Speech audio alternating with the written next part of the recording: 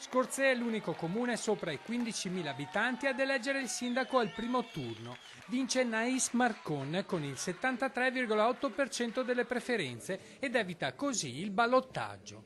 La neo sindaco Marcon, visibilmente emozionata, non si aspettava di vincere con un risultato così clamoroso. Speravo di vincere perché è ovvio quando uno si mette in gioco spera sempre di vincere, però di andare oltre il risultato di Mestriner non avrei proprio messo in conto.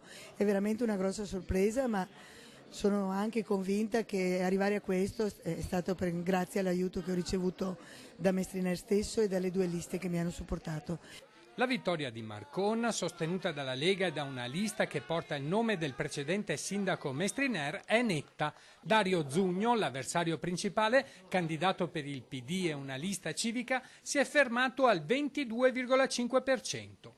Il 3,7% lo ha ottenuto invece Emanuela Barbiero, sostenuta da Forza Italia e Fratelli d'Italia. Sicuramente è un risultato storico.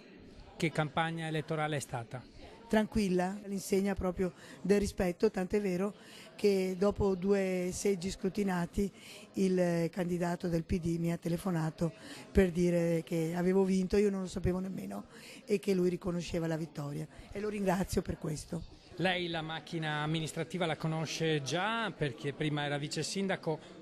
Quali saranno i vantaggi allora a questo punto? I vantaggi sono moltissimi perché so già come vanno le cose, so già come muovermi nell'ambito dell'amministrazione comunale, nell'ambito del personale, in tanti ambiti io ho messo mano mentre ero vice sindaco e soprattutto conosco bene la realtà della gente perché ho lavorato tanto al sociale e nella scuola prima come esperienza personale.